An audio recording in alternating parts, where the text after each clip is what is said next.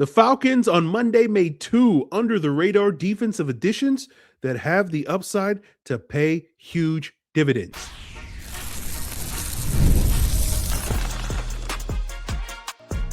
You are Locked On Falcons, your daily Atlanta Falcons podcast.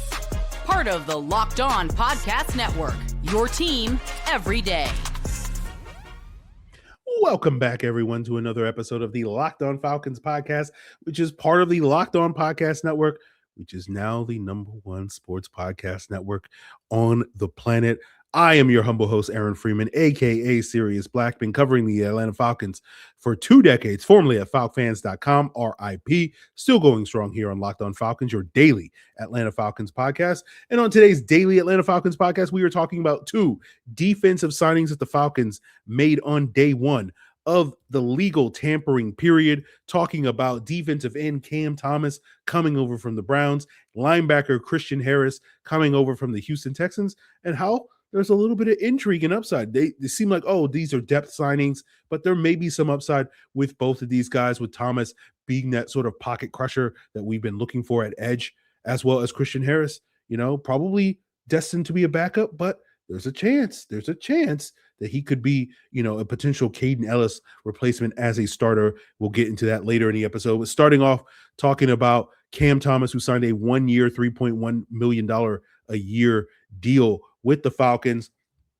I remember Cam Thomas in that same draft class that the Falcons got Arnold Ebiketie and D'Angelo Malone back in 2022 coming out of San Diego State. I was a big fan of Cam Thomas, right? His technical pass rushing ability, his size, his length, all those various things.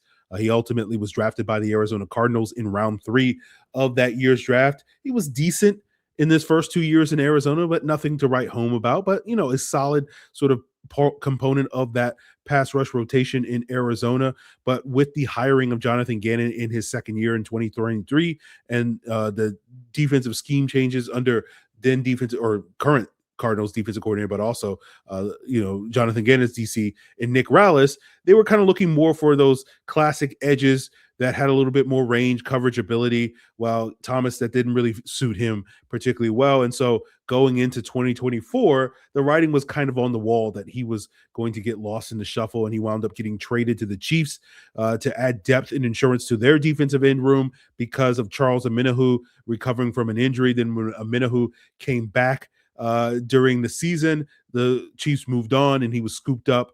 Cam Thomas, that was, by the Browns off waivers. And this past year, he was the number 4 edge behind Myles Garrett, Alex Wright, and Isaiah McGuire.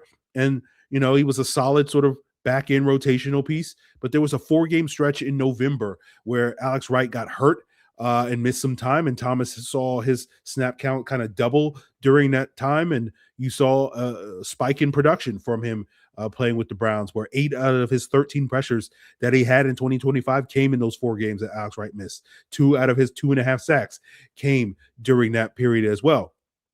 And he's coming from the Browns defense that has a wide 9 scheme under Jim Schwartz, now Mike Rutenberg, taking over for that spot, right, which is very similar. That 4-3 over front that the Browns ran is very similar to the 4-2 over front that the Falcons ran in their nickel defense last year, with those edge rushers lining up wide and getting that runway to get after the quarterback. And so Cam Thomas is comfortable in the scheme, played some good ball for the Browns last year. And we talked this past week about the Falcons adding some pocket crushers at that edge rusher position to sort of complement the speed rush that, Jalen Walker and James Pearce bring to the table. And I think Thomas is a step in that direction of getting that pocket crusher. He's a bit bigger, 6'4", 265. I watched a rep of his earlier today or yesterday, depending on when you're listening to this, where he was going up against Trent Williams, and he was able to bull rush Trent Williams. And it's like, hey, bull rushing Trent Williams. Okay, that's impressive. So that made me go like, I like that. So, he's also a guy that can, add some oomph in the run game, right? And, he's not quite Zach Harrison level in terms of it being that big defensive end, but he gives you a little bit more size than what the Falcons have currently at that position outside of Harrison. Set the edge, play some of the early downs, keep guys like Jalen Walker and James Pearce fresher on those passing downs. And so he has a nice complementary skill set to the room that the Falcons already have at the edge rusher position.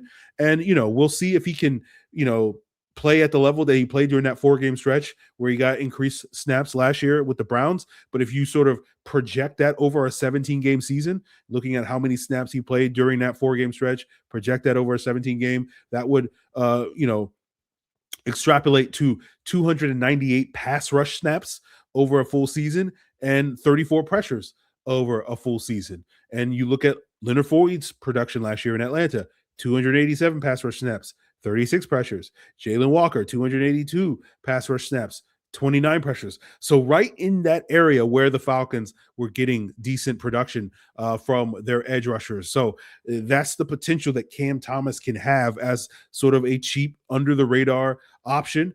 And so right now he's probably the number 4 edge in this room with Zach Harrison, Walker, and Pearce.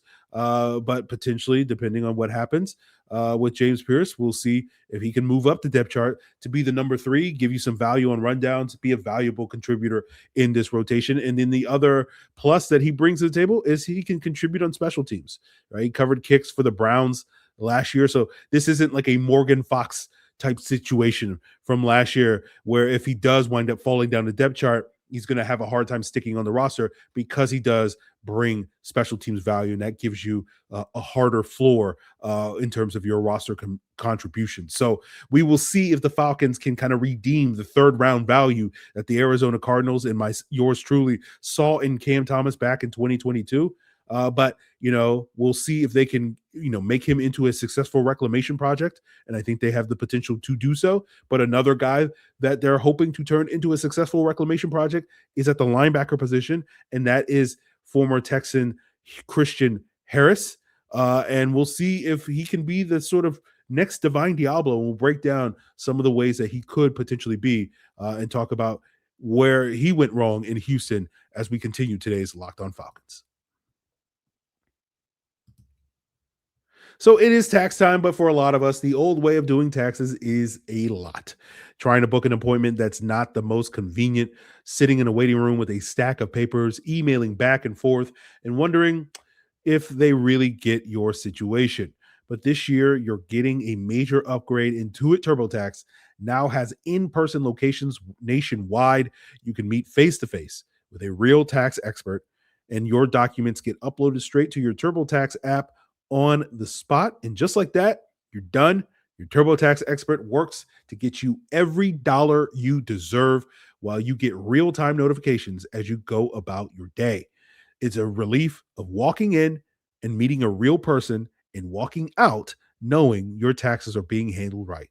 Head to turbotax.com/local to find a store near you and book your appointment today. Now, since it is March, we know that college basketball is non-stop all month long. Big games, tight spreads, momentum swings every night. We got conference tournaments going on all week long across the nation. So whether you're watching games in Charlotte, Nashville, Chicago, or you're a sicko with that late night shootouts all the way in Boise, there's always action across the board. And now FanDuel is going to give you a way to turn that energy into even bigger potential wins with a college basketball parlay profit boost. You can build any college hoops parlay you want, rivalry games, ranked matchups, whatever you like, mix spreads, totals, player props to match how you see the slate. And then you can apply a profit boost and instantly bump up your payout potential. Go safe, go bold, ride with a team that you've been following all season long, or just jump on the bandwagon for who has the hottest hand. It's your parlay, your style, just now with more upside behind it. Head to FanDuel.com to get started. That's FanDuel.com. FanDuel, play your game. So Harris had a promising career early on in Houston, and then injuries kind of derailed him. That's kind of where things went wrong for him. And now that allows him to qualify potentially as a reclamation project for the Falcons. And, if you're an everydayer that's been listening to the podcast for several years, I'm not a huge fan of reclamation projects, but typically the guys that are been dealing with injuries, like Jeff Okudah a couple of years ago, like those are the reclamation projects I like a little bit more. Like, oh, this guy got hurt a bunch, and that's why he wasn't able to live up to his draft potential, as opposed to the guy that got drafted early and then just didn't do anything in the league. And now we're like, well, we liked him 4 years ago when he was coming out, so maybe he'll still be good. But Harris is more what I'm in flavor in favor of. That's more my flavor of reclamation project. But he was a 3rd-round pick with the Texans back in 2022 out of Alabama. Right, I was a fan of his game back then. An undersized, speedy linebacker out of Alabama. Struggled a little bit as a rookie, but then made a big jump in year 2 back in 2023, and looked like he was going to be a fixture for that Texans defense for years to come under new head coach DeMeco Ryans, again employing a very similar scheme with that wide 9-4-3 overfront that the Falcons employ here under Jeff Ulbrich. But then Harris got hurt in 2024 in training camp with a calf injury, missed all but 3 games, then suffered an ankle injury, even coming back. And in his absence, his former Alabama teammate Henry To'o, stepped in for him that 2024 offseason. The Texans went out and spent big money on Azeez Al-Shaair, and both of those guys played well in Harris's absence, and he was unable to regain his starting spot. And then in 2025, the Texans went out and signed E.J. Speed to be their 3rd linebacker, and so Harris barely played in 2025, just 93 snaps, and the majority of those came in 2 games where Speed was hurt and he was operating as a 3rd guy, and then in a Week 18 game where they were resting their starters and he got a lot of snaps there. And so when we talk about Harris and what he's going to be in Atlanta, it's going to really depend on what other linebackers the Falcons add this offseason. There's definitely a chance where we could be talking about him as a potential starter when we get to training camp. That is definitely a possibility. But for the time being, I'm going to assume that he's going to be more likely the 3rd linebacker here in Atlanta, in that 2nd spot behind Divine Deablo will be filled by somebody else. Now, whether that's a free agent, whether that's a draft pick, we'll see. As we sit here today, I'm currently expecting that to be an early round draft pick, and that may be a conversation that we have more in earnest on some upcoming mock draft Mondays between now and April.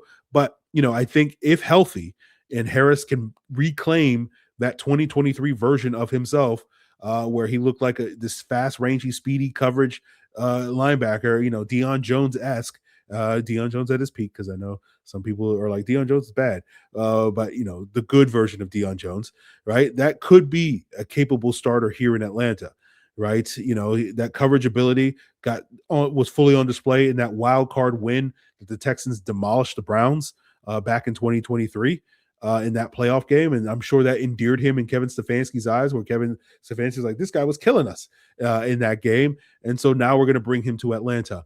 And the real challenge for Harris is going to be special teams, right? He didn't play a ton of reps on special teams in his time in Houston. And so that's going to potentially impact his ability to make the roster if he isn't carving out a significant role on defense, right? And we know that's true with linebackers, where it's like, if you're not a regular on defense, you got to play special teams. Now, he did get extensive snaps on kickoff coverage this past year for the Texans. So this was really like his first extended action on special teams.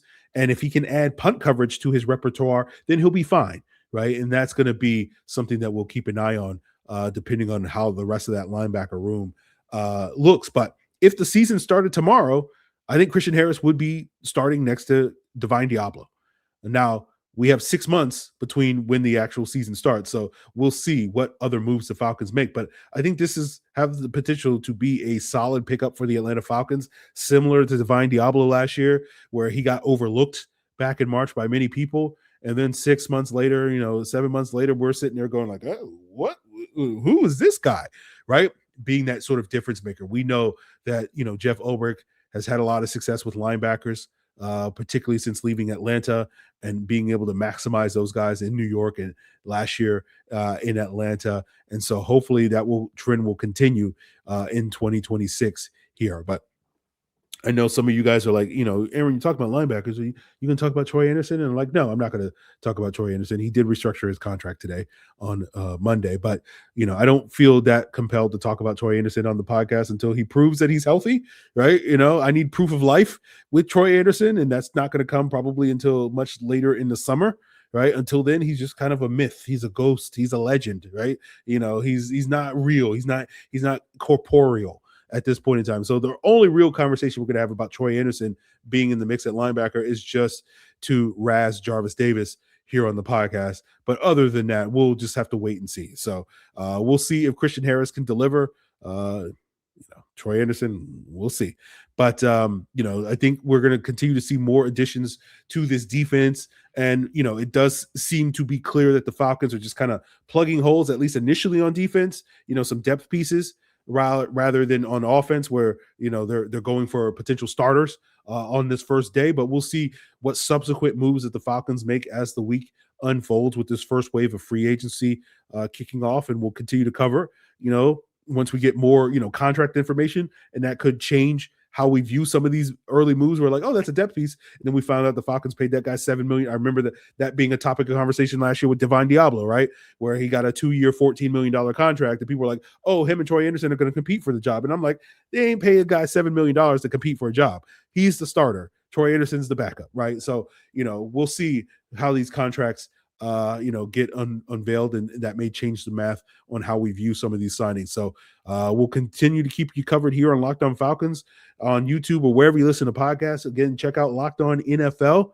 as well as Locked On NFL Draft to see all the moves that are happening all week long in free agency, and also how that potentially impacts the upcoming 2026 draft that is 6 weeks away. And make sure you check out the Everydayer Club. There is no offseason for the Everydayer, and you can keep the conversation going all offseason long in the Locked On Podcast Network Discord, as well as get an ad-free version of Locked On Falcons and so much more by checking out the Everydayer Club and signing up at the link in the description below at lockedonfalcons.supercast.com. And if you use the code free agency with no spaces through March 15th, you'll get the first month of the Everydayer Club for free. So no harm, no foul. Try it out, see if you like it, and check us out in the Locked On Podcast Network Discord. So that's going to do it for us, guys. It's all part of the Locked On Podcast Network, your team every day.